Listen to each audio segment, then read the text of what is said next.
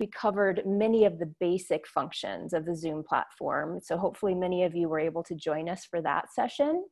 And if not, don't worry, we will be circling back and offering another round of the Zoom basics training in the next couple of weeks so we can get everybody caught up. But again, for today, we will be addressing some of the more advanced functions on Zoom.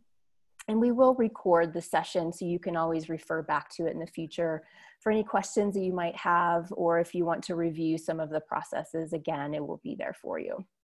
And if you are new to us today, my name is Shannon Elliott, and I am the manager of our support group leader network called InSync here at PMD Alliance.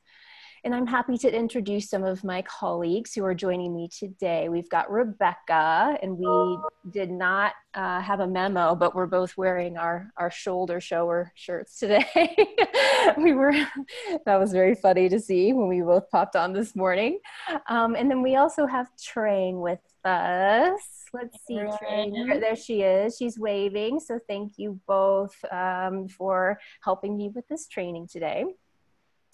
And I just wanted to emphasize again, we have our advanced techniques that we're going to be going over, but we should have ample time at the end for Q&A. So just make sure to keep track of your questions as we go along, and we can address those toward the end.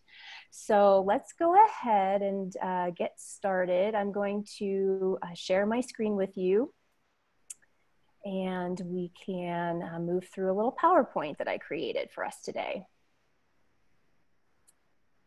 Okay.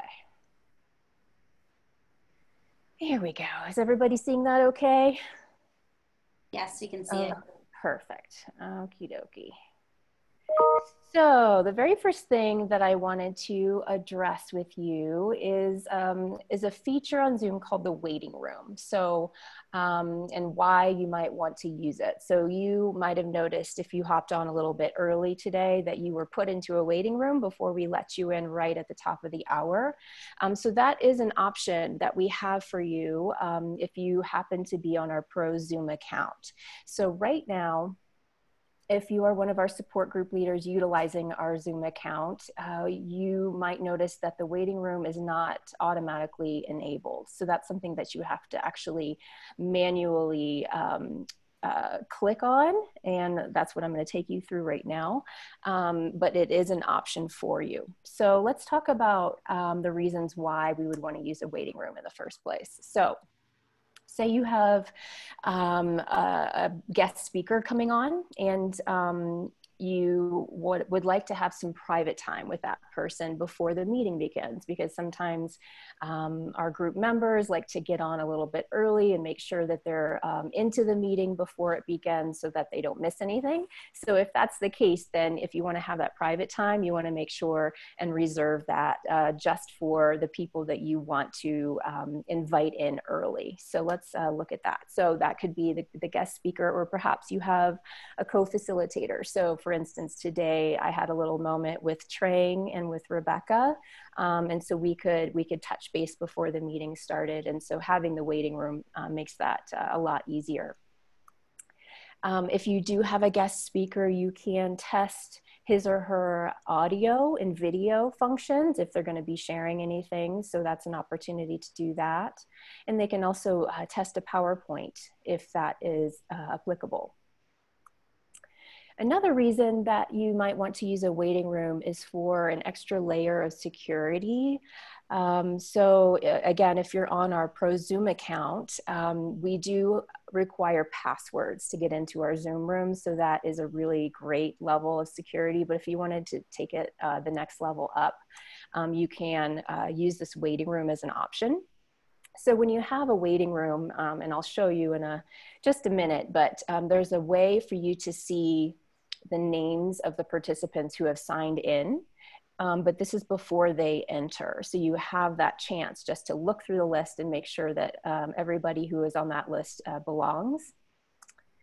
And perhaps you have a list of your group members that you might have printed out, so you can check those names against that member list just to make sure everyone's in the right place.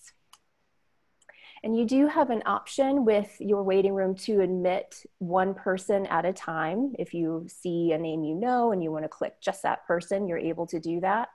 Or there is a button that you can click that is an admit all button. And so everyone who's in the waiting room, zoom, comes all in at the same time, which is what we usually use when we have our online programs here at PMD Alliance. So I'll show you how to utilize that. And you have two ways to utilize the waiting room throughout your meeting. So you can either keep it on the whole time, but if that's the case, then you always need to keep an eye on that waiting room list, and you have to manually admit any latecomers. So that can possibly take your attention away from what you're doing in the meeting if you do that, but it is, again, another layer of security that you can retain throughout your meeting.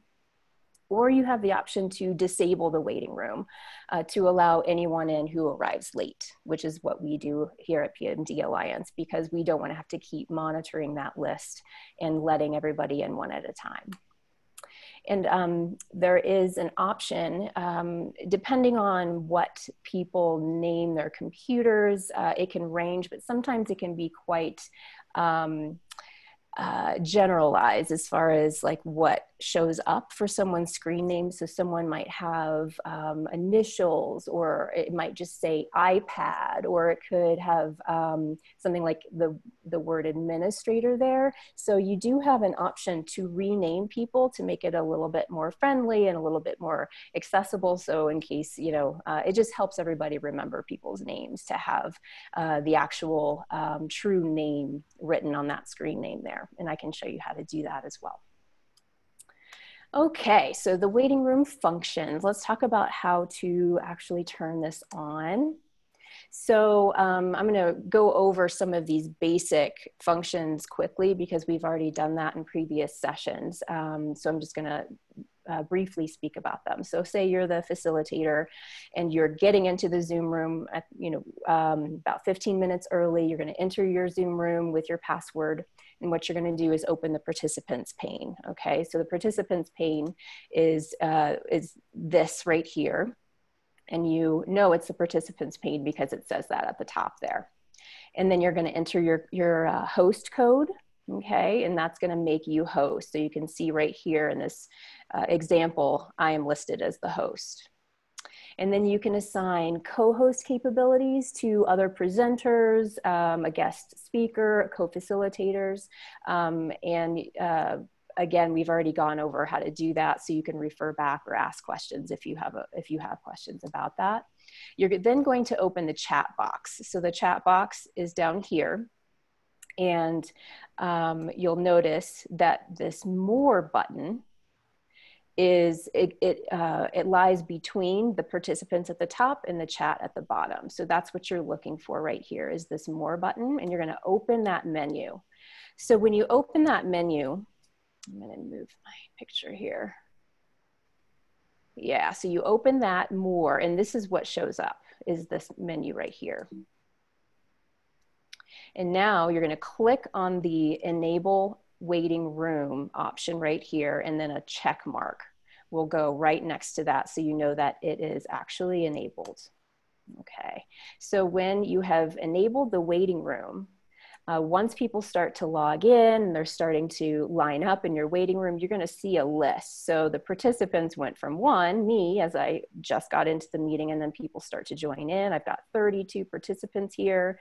And then there's a long list that you can scroll through to see who all is here. So again, you can admit one person at a time. And to do that, you see right here is this blue admit button. So Ellen, she's arrived, and if I decide I want to let her in, I can click on that admit button and she would come in individually. Or there's an admit all button, and you'll see that right at the top here. And so say I decided I wanted to do that for everyone right at the top of the hour at the beginning of my meeting, I can hit that admit all button, and then everyone's going to come in all at the same time. And then there is an option to remove people as well. So say you're only admitting people you know, and someone you're not familiar with is in the waiting room, how would you go about doing that? So say Dan B, I don't know who that is, he doesn't belong here. And so what I would do is click on that remove button, and there would be another pop-up that said, are you sure you want to have Dan B removed? And you would say yes. Okay. And then again, you would keep your waiting room enabled or disable it by clicking on it again. So in this more menu right here, if it's enabled and you want to disable it, you would just click on that one more time. The check mark would go away, and then you know that everybody after the fact coming in would just immediately come right into the meeting. So hopefully that's making sense to everybody. Again, if you have any questions, you can hold on to those and we can address them in a little bit. All right, moving on to some more functions that are super helpful. So resizing the participants pane and the chat box. So this is something that I would like everybody to try. So I am actually going to stop my screen share because I want to see your faces as we do this. Okay, so what I want you to do, everybody, is to scroll your mouse over your Zoom window, and at the bottom of a toolbar will appear, and go ahead and click on participants. Okay, so if you click on participants, and if you're on a computer, most people will have that participants pane show up on the right-hand side of their screen. Is anybody having issues with that? If so, you can unmute yourself and give a shout out and we can help you with that. Okay, looks like so far so good. So let's move on to the next step. I would like you to open your chat box now, if that's not already open. So again, if you hover your mouse over the Zoom window, right next to the participants button at the bottom is your chat bubble. So if you click on chat, then it will show up on the right-hand side of your screen.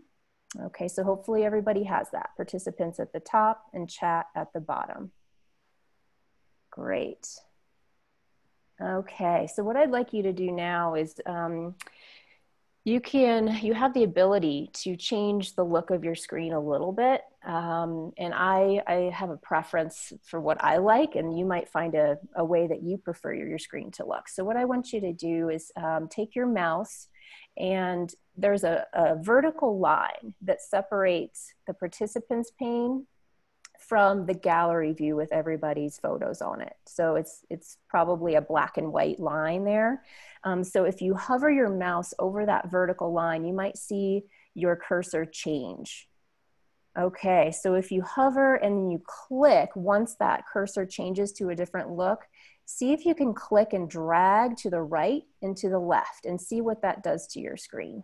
So you can make your participants window a lot larger, or you can click and drag it and make it a lot smaller and see bigger faces in a smaller participants pane. So hopefully that's working for everybody.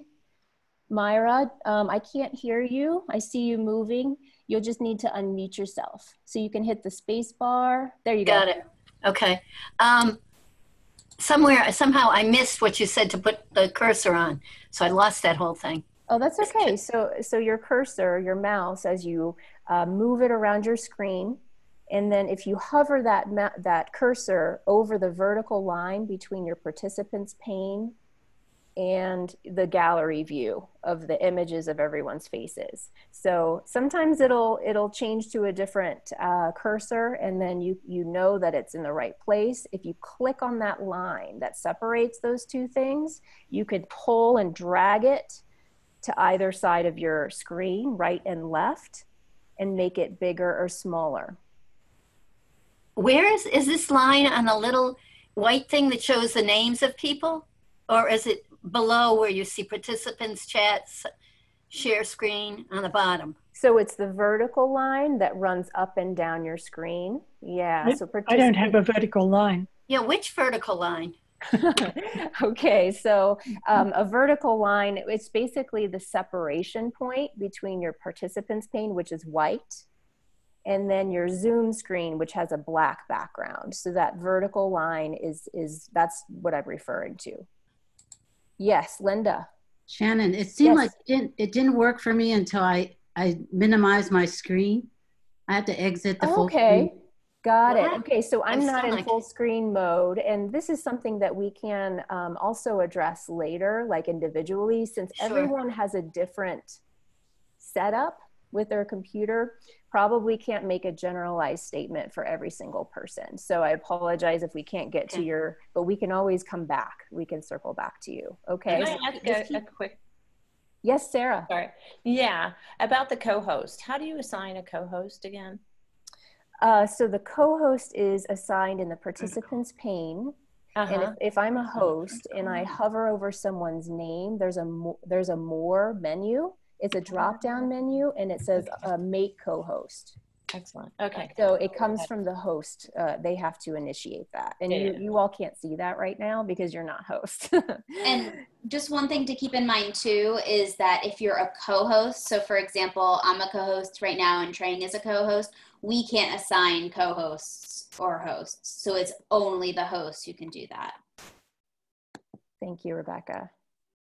All right, so I'm going to continue on, and those of you who are having issues, to take a note, and then we can touch base personally. All right, so the other thing that you can resize is changing the height of your participants pane and the height of your chat pane.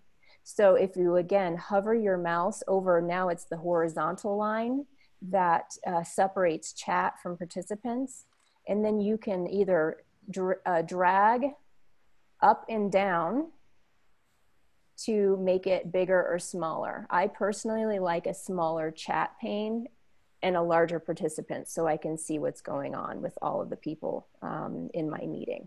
Okay, so nothing to belabor. It's just it's to suit your preferences. Okay, all right. I'm going to go back to sharing my PowerPoint so we can move forward with some more functions here. All right, here we go. So this is an image again of the participants pane and then the more menu, okay?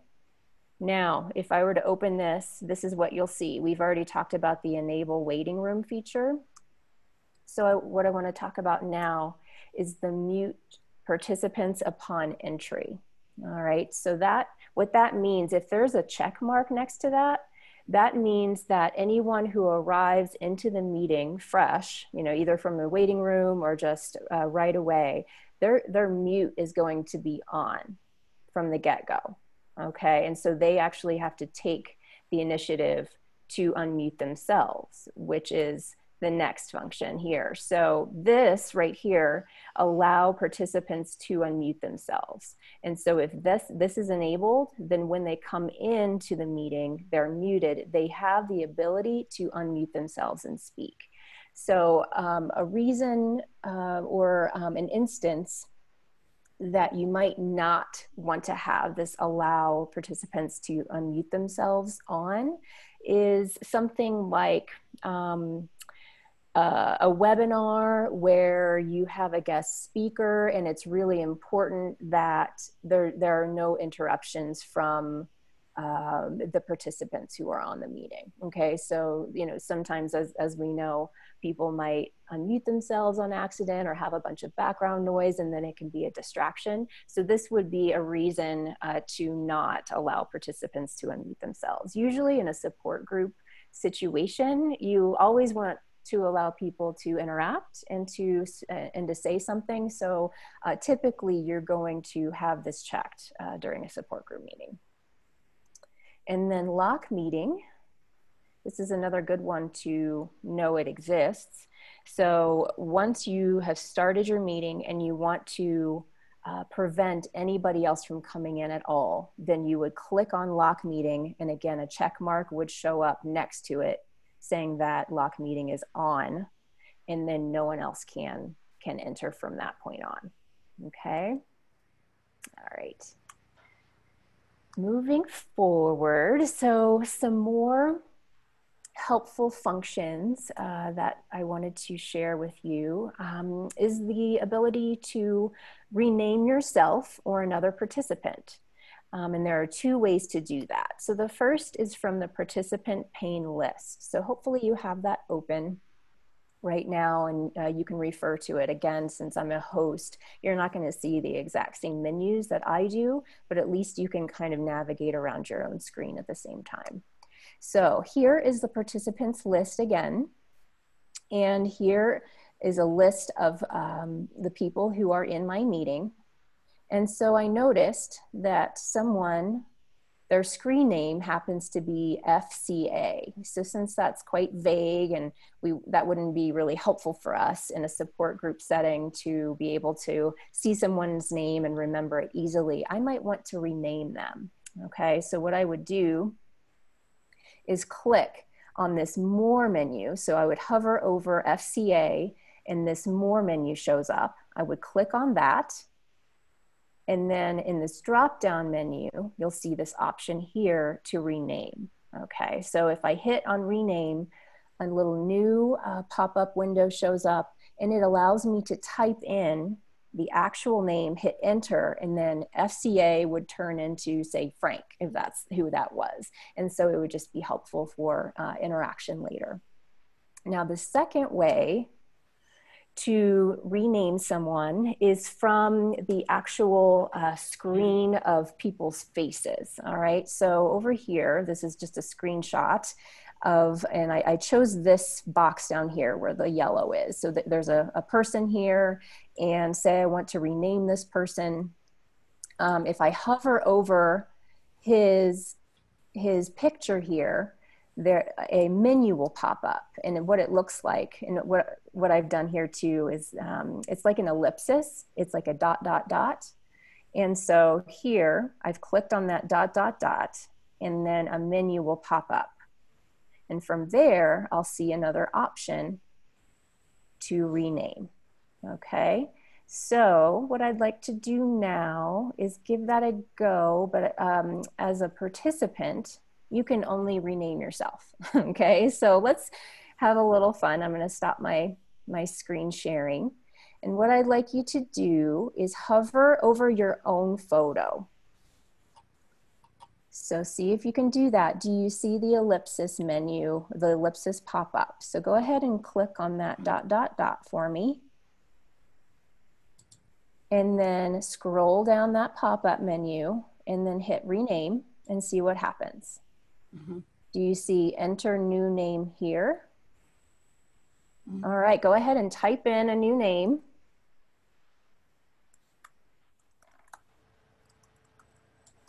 And then hit rename. So I just called myself Rebecca's Wonder Woman.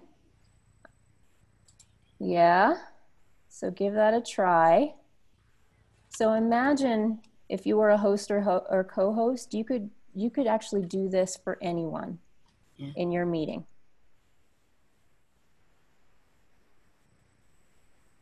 Okay. All right. Still trying. Okay, good. So does anybody have any issues with that? Pretty easy, right? No, I got that. Awesome. Good. All right, I'm going to continue sharing my screen. Let's keep on going. All right. So, spotlight video. Now, this is something that you might want to do if you have a guest presenter on and you want to make sure that everyone can see the presenter. So say you have David Leventhal as a guest speaker, and he's the director of Dance for PD. And so if he's going to be demonstrating some dance moves and you want to make sure that he is the one who's seen, because it's visually important to see what's going on, then you might want to utilize the spotlight option. And again, this is something that's only accessible if you're a host or co-host, but what it does, it forces the speaker view on a presenter's image, all right? I'm gonna stop my share again, and I'm going to show you from my end. Judy, would you like to be a little guinea pig? So if I go to her ellipsis menu, if I scroll over her face and the ... shows up, I can scroll down, and if I hit spotlight video, so she is forced into the speaker view. So it's her face, and she's doing her dance moves, and she's got her purple hair. Yes. Good. So then on my screen, I have a button that shows up in the top left-hand corner that says cancel the spotlight video. So I'm going to cancel it. So for me, she still remains large. So you, as participants, you need to, again, go to your gallery view. You can hover your mouse over your Zoom window, go to the top right-hand corner of your screen to see that like tic-tac-toe image. Click on that, and then you'll be back to gallery view. Okay. Karen, I see you out there. Can you be my next guinea pig? I'm gonna make Karen the spotlight video. There she is. So we forced her into the speaker view. Now everyone can see her nice and big. And then I'm gonna cancel her spotlight video as the host. And then I'd like you all to, again, hover your mouse over your screen, top right-hand corner to the tic-tac-toe, and make yourself into gallery view again. Is everyone doing okay so far? Yeah. No. No, Yeah. Nancy. I'm not finding where you're going. Right. Turn that person into spotlight view. Sorry, but I'm just not tracking. Oh, yes, thank you, Maybe Nancy. we don't see it. You don't see it. And the reason you don't see it is because it's a host function. And so I will show you, go ahead and unmute yourself again, Nancy. I was just going to say, where are you looking? Right. In what area? Yes, I will go back to my screen share PowerPoint and show you with my slides. So let's do that now. Okay, back to PowerPoint. So it's really small, and I apologize, but see, this is a screenshot of the gallery view. So this doctor here, she was on our program last week, and if I decided as the host that I wanted to make her the spotlighted video, I would again go to that ellipsis menu, and then it drops down a menu, and you see spotlight. Okay. So that is what you would click. She would become large, and then in the top left-hand corner of my screen, I don't have an image of this in this PowerPoint, but in the top left-hand corner, there's an option to cancel spotlight. Okay. And Shannon, can I just add? Yeah. So to clarify, so the spotlight video for everyone. So normally when you're in speaker view, you see, like if we're in speaker view, you would see me talking, and then when Shannon talks, you would see her talking. In spotlight view, you will only see the person who is spotlighted. So if I'm being that's such a weird word, I'm sorry. But if I'm on the spot, like if Shannon does spotlight view for me or spotlight video, even if she talks to me, you are only going to see me in that video. Gotcha. Thank you. Yes. Okay. Can I ask a quick question? Of course. What's the difference? So as a participant, we have pin video when we click the ... What's the difference between pin video and spotlight? You know, I've never used pin video. Rebecca or Trang, have you? I think pin video is specific to you as the viewer versus spotlight as a host, which does it for everyone in the room. Oh, right. But it's the same idea. It's just as for an individual versus the group. Okay. Correct. Gotcha. Thank you for clarifying that. I've never used it. Huh. Maybe I'll start to. Question, Shannon. Yes. Would it be an option to use if we had a speaker in our support group, and that way they'd be the only one featured, and we could edit the recording to capture just that, to archive it? Okay. I believe you asked that question last time, so thank you for bringing that back up. So unless you have a webinar feature, unless you have that, I don't know what to call it. It's like an account within Zoom. We do. Then that would be possible to not have participants seen. Is that true, Rebecca? Yeah, that's true. So on the webinar version of Zoom, which is for those of you who use our accounts, this will be different. We don't use that for your support groups. But if you pay for a webinar for Zoom, the panelists are the people that everybody sees. So if you're used to going to like a Davis Finney webinar, where you only see the panelists, it's because they use the webinar.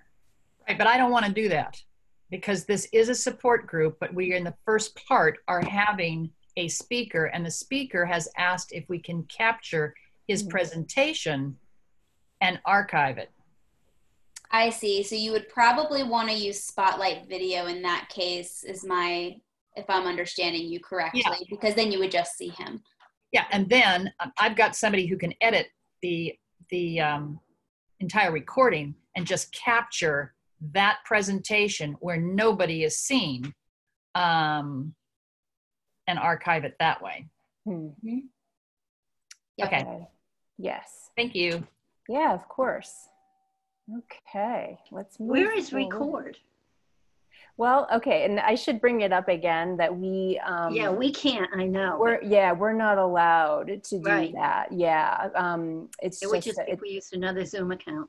If you used another Zoom account, record is a feature in your toolbar. Oh, there it is. Allow record. And you can record it in a couple of different ways, but we don't address that for our pro Zoom account members just because it goes against our policy to record support group meetings. Okay, let's move forward. Okay, so now we're coming to the screen sharing moment of our training. So I'm going to stop my share, and then Trang, who created this awesome video tutorial for us, she's going to share the video from her end. And I want to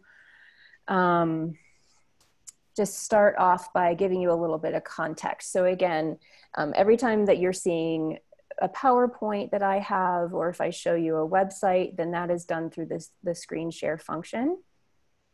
And this tutorial that Trang has made, so it's in the beginning, you're going to see some movement, you're going to hear her voice, and you're going to see movement on the screen. But I just want to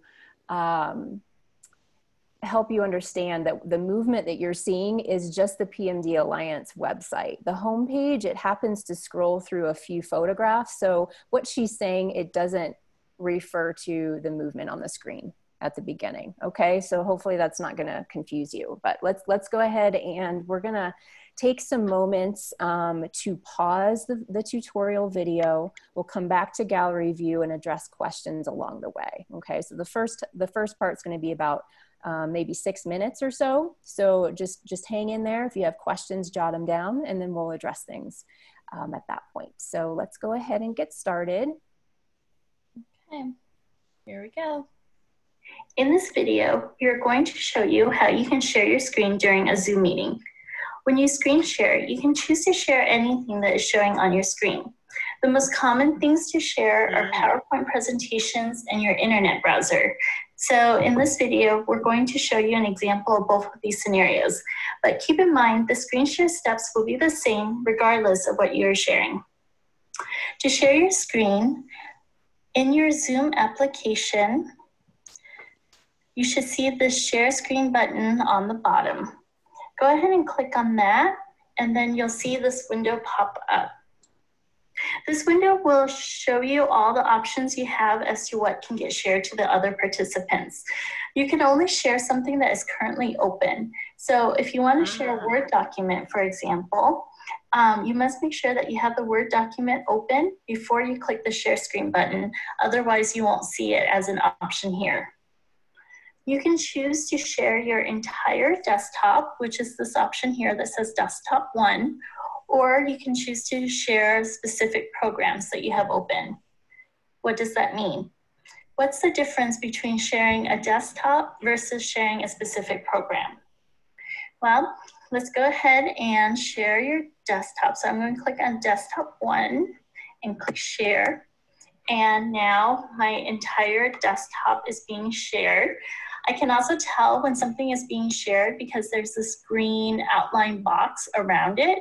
Right now, that green outline box is actually around my entire screen because I'm sharing my entire desktop. When you share your desktop, everyone will see anything that is up on your screen. So for example, right now, I have my Chrome internet browser open. If I wanted to, I can click over to my inbox, for example, and look at my emails. Everyone can actually see all of these things as I'm opening them up or clicking around, since I'm sharing my entire desktop. So keep in mind, when you're sharing your desktop, if you can see it on the screen, others can see it as well. So let's stop the screen share. To do so, you see there's this Zoom toolbar up here. Go ahead and click on Stop Share. And now my screen share is stopped. Instead of, oops, sorry, got a notification there. An exact example of why you might not want to share your entire desktop. Instead of sharing your entire desktop, you may choose to share just a specific application or program instead. So our next example here, if I wanted to just share the Chrome browser that I have open, I can click on just that program instead of sharing my entire desktop. So again, back in my Zoom application here, I'm going to click on the Share Screen button. And instead of clicking this Desktop 1, I'm going to find the Google Chrome program that I have open here and click Share. So now I'm sharing just my Chrome window. And then if I wanted to, I can pull up my email, or if notifications come in, I can see them, but nobody else can see it because I'm only sharing Chrome right now. I'm not sharing everything on my desktop. Sharing a specific program is helpful if you tend to get personal alerts on your phone or device. So for example, you saw I have that Outlook notification that popped up. If you get text message notifications, calendar reminders, those types of things, you may not want everyone else to see those coming in. In that case, you'll want to share just the program that everyone needs to see. And then that way they're not seeing all the other noise that comes in. While I'm here in my Chrome window, I did want to note that if you do open additional tabs on your internet browser, since you're sharing this window, so I'm sharing this right now, if I open tabs, people see it because it's part of that same window. For example, we're looking at the PMD Alliance website. Do something on our page. I can open up a new tab, same window here, and then they can see part of that window that I'm sharing. So, however, if I'm pulling in an entirely new program, so if I pull Outlook and drag that now. Trang, can we pause for a moment? Yeah, I'm pausing. Was it very choppy for you guys? Yeah, the audio started to get choppy. So I just wanted to talk about what you just went over, just with my voice. So basically what she was saying is that when she has shared her Chrome browser window, she has the ability to share different windows that she's opened up within her browser. So I don't know if you can see at the very top, there's a lot of stuff going on at the top, but I don't know if you can see. So she's got the PMD Alliance homepage pulled up, and then right next to that, you can barely see, it looks like she has the PMD YouTube channel pulled up on another tab within her Chrome browser. So she can share both. she can go back and forth and share both of those things. So that's what she was explaining when the audio got choppy, and we can address that again with questions later. Let's see, Trang, if we can go through the next screen share with a PowerPoint and see how the sound sounds.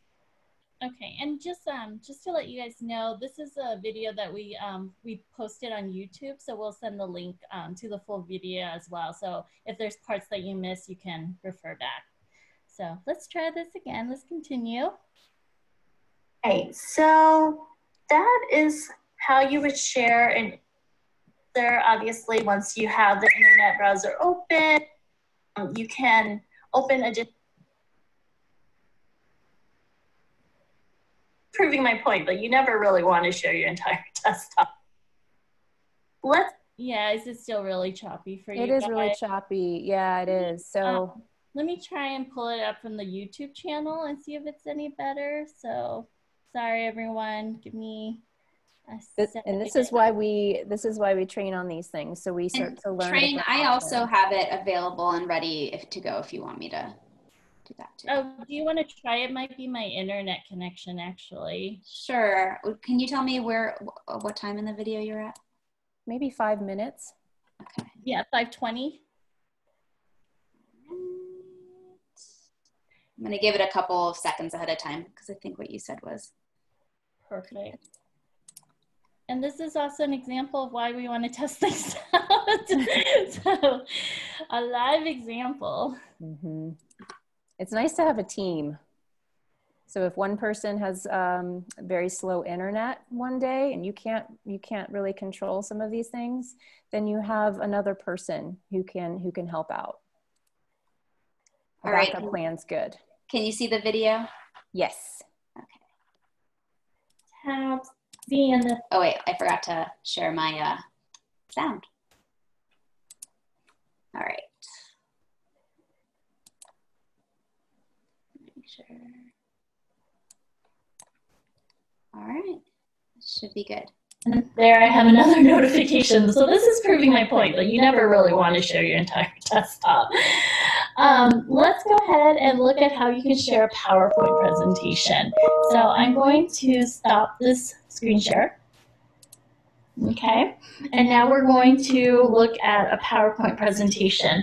The process is very similar. Again, we're going to go down to the share screen button, and we're going to click on the PowerPoint program that you have open and click share. So it pulled up my PowerPoint program that I have open. You can see that there's a green box outline. So that's great. That's showing me that I am sharing PowerPoint right now. And then if I wanted to start my presentation, I can do so. So now everyone is seeing it in presentation mode, and then I can present my slides. During a screen share at any point, you can also pause the screen share. So if, for example, if I was in the middle of this presentation and then I needed to open up another program for whatever reason, and I didn't want everyone to see, or maybe I wanted to fix something on this PowerPoint, I can pause the slideshow by doing so. You can just go up to this toolbar, click pause, share. And then at this point, no one else is seeing anything on my screen, so I'm not sharing anything right now. I can do whatever I want. So if I had a typo that I wanted to fix or added something onto my slide really fast, I could do so. And then I can hit resume share, and that is going to go ahead and resume the screen share. Okay, oh no, it's Rebecca now. Would you mind pausing and we can go to gallery view for a moment so we can all just absorb what we heard and saw. And if there are burning questions about what that means to screen share, then we can address those now before we move forward. So if we, yes, Barbara, hand is up. Just, can you unmute yourself? There we go. It's faster unmute. I just found out if you do Alt-A. Alt-A. Oh, that's a new one. I know the space bar works and too. I do want to make a comment that anybody doing what we're doing today can make their own private YouTube channel and pre-record, you know, what you want to show in your movie. And then if you get problems, you can just go to your own YouTube channel and show your video.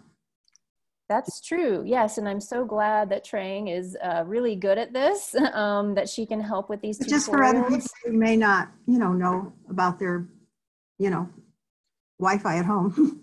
Exactly. And something to mention again is the fact that because Zoom is a platform for us to have these meetings, I can't in real time share with you what I'm seeing on my Zoom screen. That's why we have to take screenshots or do video prior to, because it's impossible to show you what I'm seeing within the Zoom functions. So Barbara, that speaks to that. That's why we have these tutorial videos and these PowerPoints, is because we're not able to share in real time.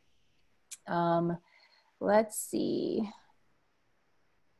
I'm looking at the chat. Oh, I see a couple of hands up. Let's start with Mark. Yes. If we have a guest speaker, yes, sharing their slides, and we want to have side-by-side video of just them and not all the participants. So if I understand your question correctly, if you have a guest speaker on, they are going to share their screen and they might have a PowerPoint. And so when they share their screen, it's going to be a large image of their PowerPoint slides. And because they are the ones speaking, depending on your computer settings, there might be a little image of the speaker's face at the top, just the speaker. And they will pop up because they are making sound. And so you have both their presentation that's live, and then you'll see their face. Does that make sense? Yes, in the side-by-side view. And if I'm the host, I can control the size of their video. So that's a very good question. You have two options. What I suggest is that the guest speaker is in control of his or her own sharing and slides. Okay, and so I'm basically we're showing you the process of what they're doing from their end. And someday you might want to have your own PowerPoint presentation and share your own. But I'm getting help from Rebecca and Trang today because of it's easier to share the load. And again, like Trang was having some internet issues, so Rebecca's doing the video, but ideally it's just the guest speaker dealing with their own PowerPoint. And so hopefully you don't have to do anything except just watch. Is that clear? If I use a spotlight view on the speaker, will that control the view for everyone? That's a good question. I've never used Spotlight and had a PowerPoint share at the same time. Trang and Rebecca, have you ever tried that, or should we do it now as a test? I mean, we can definitely test it if you would like. I have a feeling what would happen, but this is just my guess, and I still think we should test it, is that it would spotlight the video of whoever you had spotlighted, but the PowerPoint would be, when you screen share, that usually takes up most of the screen. So that you can't necessarily spotlight and share. We can try it. I think it's best just to give it a whirl to see what happens. And so if that were the case, then if you were sharing the video, Rebecca, from your end, and then I tried to spotlight you, we'll see what happens. Well, and you can even try to spotlight someone like Trang too and see if it like swaps out pictures. Mm-hmm. So let's do that when we go back to the video. But Karen had a question before we do that. I just have had while in meetings had people accidentally press their own share screen. Yes. So I just wanted to have you address that. because is there a way to block that from occurring so people can't Yes, share there their is. screen accidentally? It saves some headaches for sure. And that's addressed in a little bit later in our video. Okay. Yeah, thank you for that. Anything else? else? You are in good company. As someone who's on most of our NLO programs, you are in very good company. So I have a quick question about, so you have a meeting, you've created the registration thing, so people have to register, and you decide to edit it and kind of change some of the functions, like add the waiting room, do this, do that. Will that change anything about the registration? Everything should still work the same, like they registered for the meeting, but you've changed the settings. So it should not be affected at all. It's just you would need to get in early. Is that correct, Rebecca? Yeah, so Sarah, are you using your own Zoom link or are you using one of ours? I'm using my own. Okay, so when you're using your own, the only way it would ever affect, it won't ever affect registration, but the only thing, so in the Zoom portal, if you are updating, if you wanted it to affect everything you do all the time, like in terms of like logging into the meeting, that would all be done on the Zoom portal. But for what Shannon's saying and for what most people will see and what we do is a lot of that we turn on once we start the meeting. So anything that you do once you start the meeting doesn't affect even what happens in the next meeting. It's just so hopefully that makes sense. So if like, yeah, that does. Great. So I was just gonna say, so if like one of you is using one of our links, for example, so say Karen's using one of our links and Judy's using one of our links, and Karen turns on the waiting room for her meeting. Once that meeting is ended and Judy goes into that meeting, that what Karen did on that, whether it's setting the waiting room or the speaker sounds and those kind of things, all of that will revert back to the default. To the default settings. Yeah. Mm-hmm. Great. Thank you. I feel like there was, does Frank have a question? Yes, I do. I've had some problem showing videos as a host. I have my own Zoom account. Okay. And when I basically try and show a video to the audience, I don't get sound through. Okay. Am I doing something wrong? We have, that is going to be addressed as well a little bit later, so that we have a little fancy button that you can click and it helps everything. So we'll show you. I have one other question. Sure. That is, you said that you can start a meeting with waiting room turned on. Yes. I'm wondering whether you can have an open meeting without a waiting room, and then during the meeting you can then turn a waiting room on after as a secondary thing. Does that work? And the reason I ask for it is that it's a way of giving people a timeout or moving them out of the meeting if you have a waiting room. And I don't go into all the reasons why you put someone in a timeout. I can go into that later, but I just wanted to know whether you could start a meeting without a waiting room and implement it once the meeting is started, so that latecomers could be held off and you could see them as they're coming in.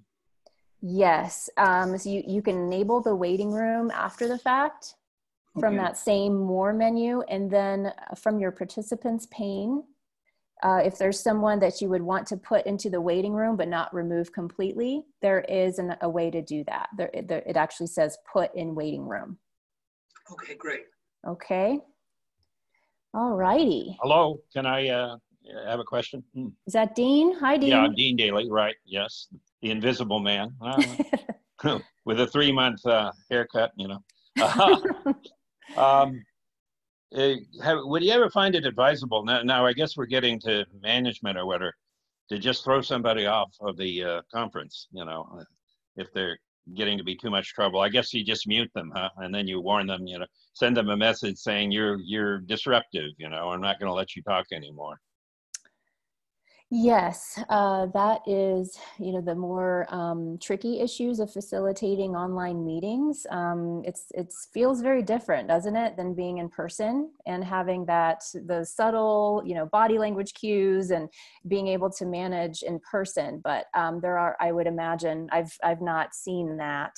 Well, present company certainly excluded, Yes, Everybody well, here is reasonable. using the mute button and then the private chat would be the most, I think, palatable way to try to speak right. with someone and not have it be as public as calling them out. Well, of course, right. You want to avoid that, Mm-hmm. So trying to use your private chat just to have a little conversation, whatever it is that you need to tell them, but it's not for everyone to see. So hopefully that could take care of the situation, but good point. Good, thank you. Yes, of course. And Bart, I see your hand is up. Yes, thank you. Mm-hmm. So I have two questions now because I was waiting. One was, what's the difference between pause your share and stop your share? Okay. And go ahead. Okay, so pausing is a momentary pause, and what the last thing that you'll see, that the participants will see rather, is the last image that you have shared. So say I'm going through a PowerPoint and I hit pause, the last thing that they're going to see is that last slide. And I can move around, I can minimize it and do something else on my screen, but no one will see that happening. And I can go back to Zoom, hit resume, and then it'll pick up, as opposed to like having to stop it and restart it. And there are more steps that way. Okay. And then my second question is off of Dean's question. So if somebody is in your meeting and they're being disruptive, or more commonly, there's some background noise and you mute them, they can always just unmute themselves again, right? Yes, they can. So something that I have utilized in the past is at the beginning of the meeting is to say, hey, everybody, just so you know, sometimes you might have private conversations going on in your room, or background, your dog starts barking. So how about everybody be on mute, just automatically be muted unless you have something to say.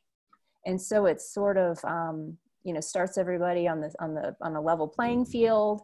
Nobody feels bad because you've muted them and no one else. Or you can, again, use the private chat and say, I don't know if you realized we're getting background noise from you. That's why I've muted you, sort of thing. I think communication is key in that situation, just so people don't feel bad or feel like they're quashed in any way. And sometimes I've noticed it happens if somebody's on their cell phone and they're walking with it and it's against their ear or in their pocket and it just keeps hitting the unmute. I felt like I've been, play the back and forth of the mute game, right? So, like Shannon says, it is always good to just let someone know just in case, and then they may come back and see the chat messages even on their phone and say, oh, whoops. That's a good point. Didn't mean to do that. Right. Okay, so shall we continue with our tutorial video? Let's keep on going, Rebecca, so if you could share that, that'd be great. Can you see my screen? Yes, I can. Okay, great. You are currently sharing one program and then you wanted to switch over to another one, you can also do that. So for example, right now we're looking at my PowerPoint.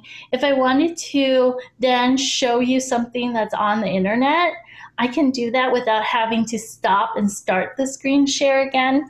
I would just simply go up to the toolbar, hit new share, and then find the browser. So here's the internet browser, Google Chrome. I would click on that and hit share. And then now I'm sharing the internet browser that I have open. So no one is seeing the PowerPoint anymore. Now they're seeing the internet. So that's a really quick way for you to be able to switch between programs without needing to stop the screen share and start a new one. And also that way you don't have to share your entire desktop. You can still just share specific programs, but quickly switch between them. Another thing that might be helpful for you, sometimes you might want to just share an audio. So, for example, if people are coming into your meeting and you wanted to have music playing, and the music is being played on your laptop, for example, you can share just the audio. So that way, as they're coming in, they're hearing the music too. So if you wanted to do that, again, I'm going to stop the share now.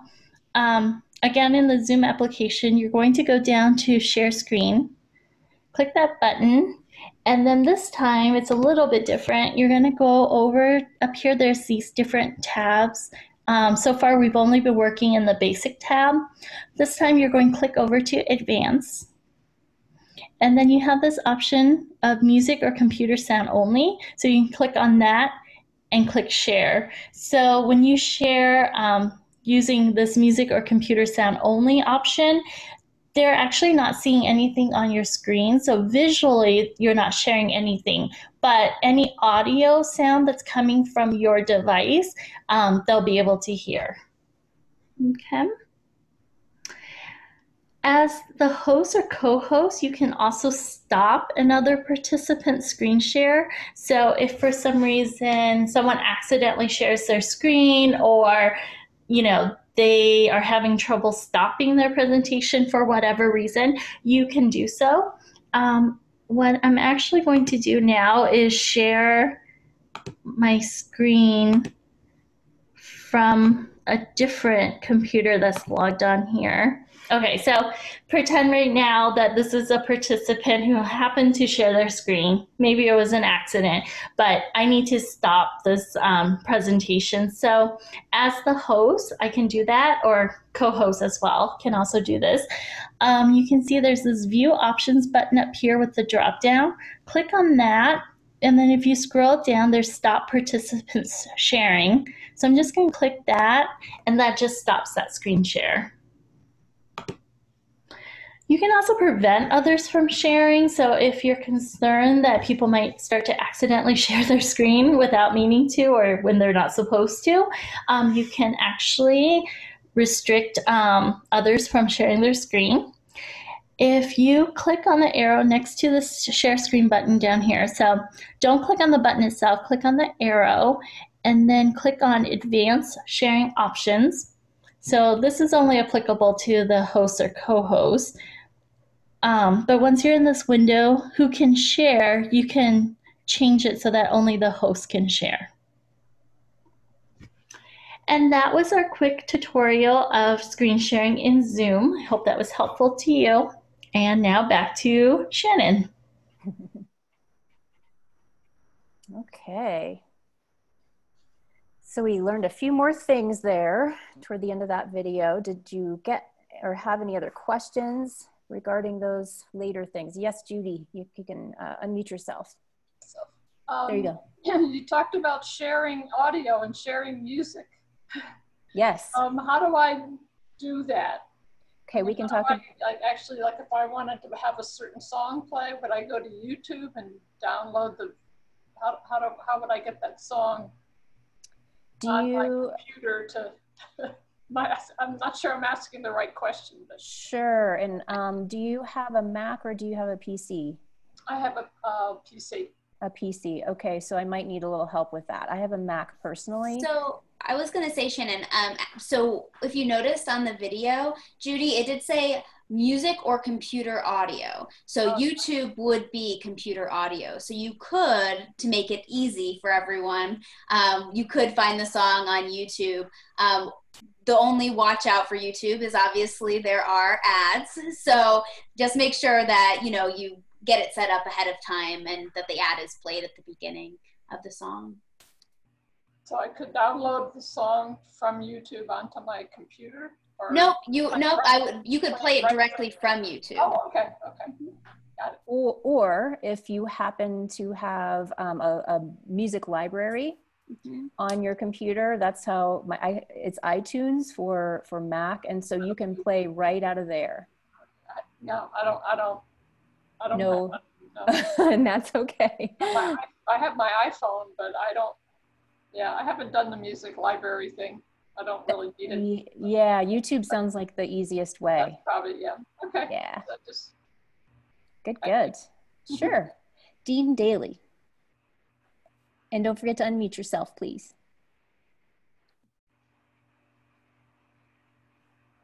Pardon me. Oh. There we go. All right, fine. Thank you. I was wondering if anybody here was using smartphones in order to go in this conversation, you know, dealing with the lots of people that are members of the Parkinson's patient support groups. Maybe some don't have laptops, but lots of people have smartphones. Is that the case here? Will all these things work on a smartphone? I am only speaking to computer use at this point. We have that would require probably a separate training for every device. Yeah, right.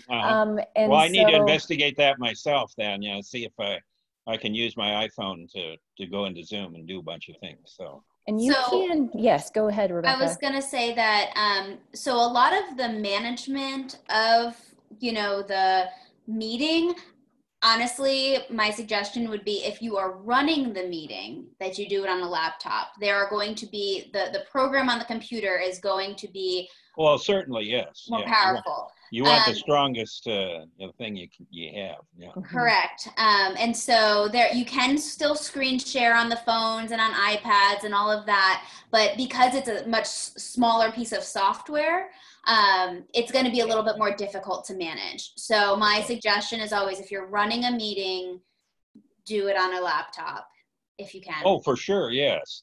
But just the participants, you know. Yes, and people they may be more limited, but I'm just thinking maybe they can, you know, be useful, you know. So totally. And to your point, yes, people can absolutely join on a smartphone. In fact, it's easy to test out. You know, I can, you know, set up a Zoom account and then talk to my smartphone and see what happens. You know? Exactly. All right, thanks. Of course. Thanks, Rebecca. Sure. And Shannon, I did want to add too, because Karen, I know you had brought this up earlier about keeping people from screen sharing. So one of the things, I want to see if this video shows it. Okay, you'll kind of be able to see it. I'm going to share my screen really quick, not the sound, just the video. So if you notice, let me know when you can see my screen. We got it. So right down here, there's this thing called security. This is a really easy way, and you won't be able to see this as a participant, I'm sorry, but there's actually a little button on here that if you click security, it'll say, let me see what it says. It says, allow participants to, and automatically it says share screen, chat, and rename themselves. And so you can actually uncheck the share screen right from that security button, and you'll see that as a host. And actually co-hosts will see that as well. So as long as someone, as long as you're a speaker, so you have a doctor on, for example, if you have a doctor on, I would make that doctor a co-host and then turn that off for everyone else. I do that and we do that for our NLO programs. It has saved us a lot of having to, you know, click things off and when people accidentally screen share. That's awesome. I didn't even know that existed. It's actually one of their new features they came out with during the COVID crisis. Okay, that's great. And as you'll see, that's an example of sometimes you have more than one way to accomplish the same thing. So that would be an example of that. Norma, you have a question. Yes, I have been using my personal account to do our support group meetings. And I just have a basic pro account, and we're only allowed to have one host at a time. I can assign someone else to be host during the meeting. Would you recommend then that I would do that to a presenter and then have them return it to me after they're done? That would work. I was going to say, so what you would do is try to assign co-host next time. So you can only have one host, but you should be able to have unlimited numbers of co-hosts. And that applies to basic as well. I can't find a place to do that. When you say you have a basic pro, are you talking about the free version? No, it's the first payment, the first level of payment. Okay, Norma, why don't you and I connect after this meeting and we can maybe test that out together. Would you like that? Yeah. Because it may be a setting on your Zoom portal that's not turned on. And so I'd love to troubleshoot that with you. Thank you. If you want, if you could put in the chat, maybe your email or your cell phone number, just private message to me, that would be great. And then I can reach out to you. Okay, I'm on my smartphone. Here we go, chat. And she's under Wonder Woman, not Rebecca right now. Under Wonder Woman. I had that issue earlier. I had to remember her, Sorry, I'll her change screen name. Okay. Judy says she'd love to have a smartphone tutorial. Wow, okay. Put it on the list for sure. I need to learn it myself. So we're all learning here. Okay, so we just finished the video, of course, and Shannon, sorry, I think Frank has his hand up. Oh, yes, Frank. Yeah, I'm wondering if this is the right time to answer my question about video and audio at the same time and showing a video on as a host. Okay, I will. Unless anyone else has a burning question right now, I've got a few more slides, and then we'll talk about optimizing the video capability. Okay. Okay, does anyone have anything before I share? Okay, let's go back to my PowerPoint. All right. So this is just a little review. I'm going to be sharing this PowerPoint presentation with you as a PDF. And so this will serve as a review of the tutorial. And so if any questions pop up for you as we go through this, just let me know. Okay, so how do we screen share? We click on the screen sharing button in the center of the toolbar at the bottom. It looks like this green and black thing at the bottom, okay? So what screen to select? So we had that discussion about whether we select the desktop versus a specific program window. So this over here is what pops up when you hit the screen sharing button. In the top left-hand corner is typically your desktop version. So what are the downfalls of a desktop, of screen sharing? That is everybody sees everything. So if you have little private messages come through, any sort of notifications, all of that is visible to your audience. And so that's not ideal to share your desktop. So we prefer that you go ahead and share your specific programs. So I know it's very small print, but right here, if I can read it, it says Microsoft PowerPoint. It's my support group leader training. So if I were to click on that and then come down here and click the share button, then that is what would show up for people, and that's all that's visible. Okay. So sharing computer sound and having no visual, just a reminder, is to go to the advanced menu. So again, in this screen share window, you're going to click on advanced to get to that option to share computer sound only. To stop your own screen sharing, it's the red button at the top of your Zoom window. So, so it's going to be this stop share, this red, and that will bring everybody back to the gallery view or speaker view and seeing people's faces. Stopping someone else's screen share.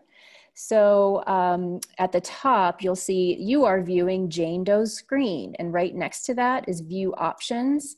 So you're going to be clicking on this menu here. You'll get the drop down, and then stop participants sharing is right there. So that's a very quick way that you can prevent someone else's sharing. And then preventing others from accidentally screen sharing before a meeting begins.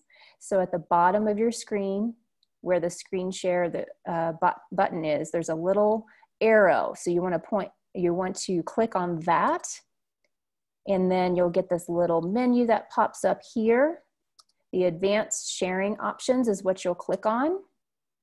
And then this pop-up window comes up, and we want to say only the host can share as opposed to all participants. So that is your your safety net so that people don't accidentally screen share. And what I find is so funny is that the screen share button is nice and bright green, and it makes people want to click on it. So sometimes that does not work in our favor. Okay, so continuing on, the screen sharing toolbar. So depending on your settings on your personal computer, you may need to activate that toolbar by activating, I'm sorry, I'm repeating myself. You need to hover over your the green and red buttons. So you'll see this black part with all of the features, that is the toolbar itself. And down here is what sometimes you may just see. So sometimes you're like, well, where's my toolbar? But what you need to do is go ahead and hover your mouse over this part, and then this will appear. Okay, so I just wanted to notify you of that in case your computer acts that way. So you might need to activate it by hovering. You can move your toolbar if you want to the bottom of your screen. Normally it starts up top, but you can do that by clicking on this arrow, and it will bring that whole toolbar to the bottom of your screen. It's just a different way to view it. You've got your pause screen share option, which we've gone over, that's right there. And your new share option, which is here, and that's how to share a different screen, but quickly, okay? Now, this is for Frank. This was not addressed in the tutorial, but I'm going to talk about it right now. So this is how to optimize sound and video playback. And you've got two ways to do that. So say you're playing a video either from a website, or you might have the video downloaded onto your computer. Ideally, that's what you want, because if it's local, it's not having to rely on internet speed in order to play quickly. So hopefully you have that downloaded. So the first option, the first way you can do this is within your screen share window. So I know this is very small, but you'll get this after the fact in our follow-up email. But this is the screen share window that pops up. And so you'll notice down here at the bottom, and I've circled it, there are two options. One says share computer sound. The second one says optimize screen share for video clip. And so you're going to click on both of these, make sure they're highlighted, and that optimizes both the sound and the video image itself for any sort of video playback, okay? There's also one other way to accomplish this, and that is in the More menu in your toolbar. So again, this is your screen share toolbar that's at the top of your screen. And then here is your More button. And so over here, I have replicated this More button right there. And what comes down is this menu here. And now you'll see share computer sound and optimize screen share for video clip right there. You're gonna click on those, and that will accomplish the same task, okay? So I'm going to stop my video or my screen share now, and here is a good time to ask any additional questions that we might have from today. I know it's a lot to digest, and I can't believe it's already almost been an hour and a half.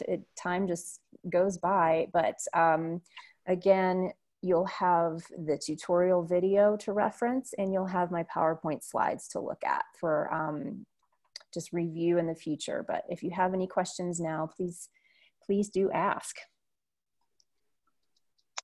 Was there anything in the chat? Oh, there's Dean. Yes, Dean. You just need to make sure and unmute yourself. There you go. Oh, no, let's try again. I don't know what happened. So we still can't hear you, Dean. I'm sorry. Can you unmute yourself? There we go. All right, thanks. Okay, this isn't germane to today's topic, but it concerns me very much, being, you know, with a purview of our dozens of groups with Parkinson's patient support groups. Is it the medical consensus that people should not meet together, actually, especially when they have to travel somewhere. I assume a lot of what we're talking about is, an opposition. I mean, doing it remotely for people's health and safety. But is that, as far as you can see, and many of the people here, that people should stay in place and not meet with other people?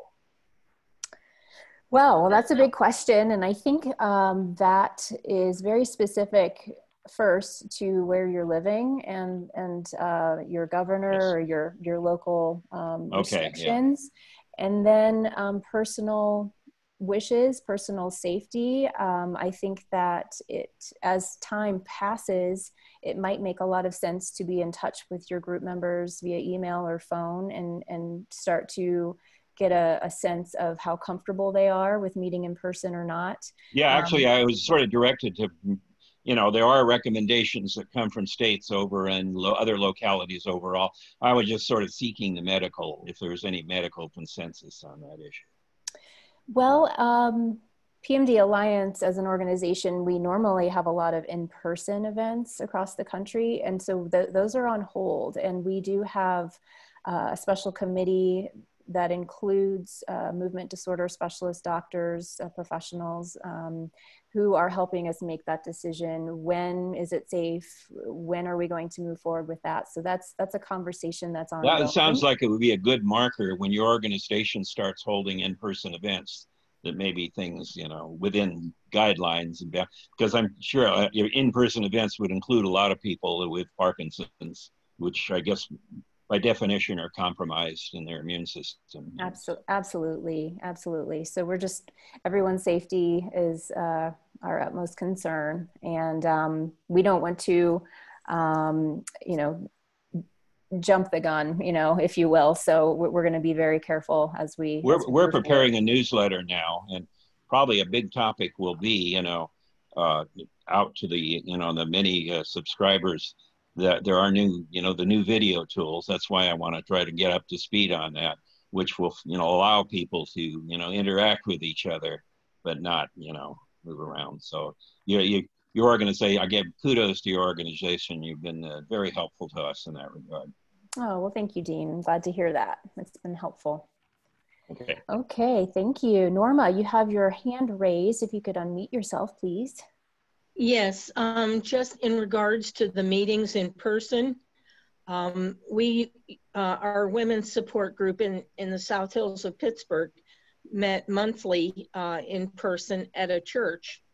And the last couple months, we've been meeting twice a month on Zoom. We're continuing that because the church itself is not reopening to groups. Even though it's able to open for worship, because of the stringent cleaning requirements that they have to do before and after any group that would meet there. And so we're just waiting on them to feel, have those reduced. Because it is a very large room and we would feel confident in being socially distanced within it. But we're going to continue on Zoom until that case is resolved. I'm sure every single group situation is just a little different that you're dealing with. And I think what you're talking about, Norma, it's very smart, just to wait for the go ahead from the church and then talk to your group members and just making sure everybody's safe. So that's going to be different depending on where you are. Right. Yes. Okay. So I had a private message from someone interested in using our Pro Zoom account. And so we are ready and willing and able to help you with that. So if some of you are using your personal accounts, you are still welcome to use ours and have a little bit more capability perhaps. Just let us know. You can get in touch with either me or with Train, and we can help you get on. Yes, Karen. With regard to the decision about whether to start meeting in person, we have discussed that in our group here in Santa Fe, and we will not be meeting in person for the rest of the year. We'll only be meeting on Zoom. But what we took into consideration was looking at the Spanish influenza outbreak, and actually the fall saw more cases of the influenza and more deaths in the fall. So we are waiting through that period before we even consider meeting in person. Thank you for that perspective, Karen. The unknown, it's pretty hard to deal with, isn't it? I think just staying safe is the best option, and thank goodness for Zoom, right? At least we have something. In the telephone. Telephone works as well. Let's see here. Frank, I think you have your hand raised, sir. Yeah, another question. How do we, I've noticed on this session, which has been hugely helpful, a whole bunch of additional symbolic things like raising your hand or doing a thumbs up is all I saw before. Now there's yes, no, go slower, go faster. I'm wondering whether I have the most current version of Zoom as a host person. And I wonder how you'd know that you don't have a most current version. Is there some place where you see what the version is that you've got on your machine? And what's the process of updating? Do you just download another copy or what? That's a good question, and I'll turn that over to Rebecca. I know that I get automatic notifications whenever there's a new Zoom update, and so it just, my computer tells me, and I'm very thankful for that, and I just hit yes, go ahead. But Rebecca, I'm sure there's a place where you can look maybe in the preferences or system, something. Yeah, I'd have to look if there's I'm sure there's a place like that. Check your updates. There is around for it. A couple of comments. I do an awful lot of Zoom meetings, both with my men's group and my Parkinson support group. And I've done a couple of hardware things that I would like to suggest other people at least consider. And one of those is to have a second screen on my PC, which is $100, yes. But I basically have a second screen, which I put all the stuff on that screen that I'm going to share with the group. And so when anything else pops up, it's always on my laptop and not on the alternate screen. So I have much better control.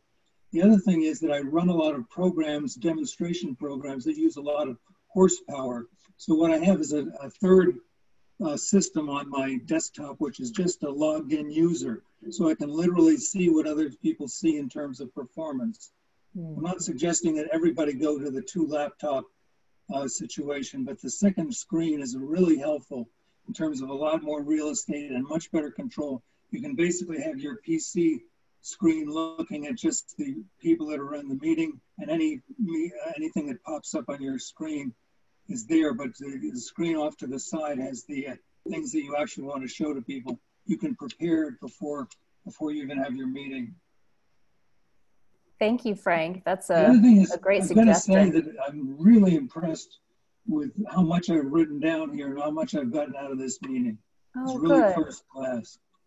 I'm glad to hear that. We know it's a lot to cram in to an hour and a half. And thank you all for hanging in there.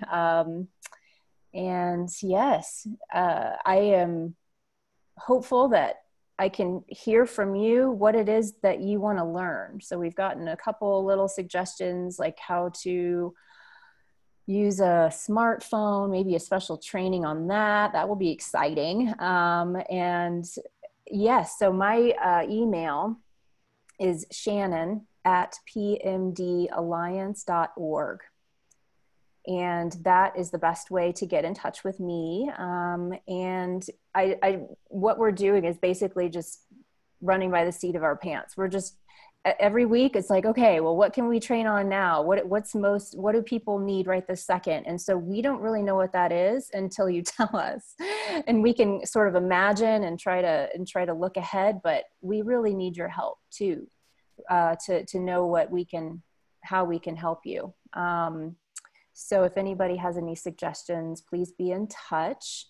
Let's see here. Is there anything else that we can think of Rebecca and Trang before we do the wave off today. We've got another program this afternoon starting at 12 p.m. Pacific. So if you're not Zoomed out yet for a Monday, please join us for that. And again, for those who want either a refresh or you might have some support group leader friends who haven't joined us yet, we're going to be doing another basics training in another couple of weeks. And so just be looking out for that. But again, we really want to know what you want to know. Okay, everyone. Well, I don't see any other last minute questions coming through, so I appreciate you being here. This will be posted soon in the next day or so. I'll send the follow-up email with all of the resources that you can look at. And yes, you can reply to me from there as well with any suggestions. Okie dokie. Well, nice to see you all. Thank you so much for joining. And until next time. Bye-bye.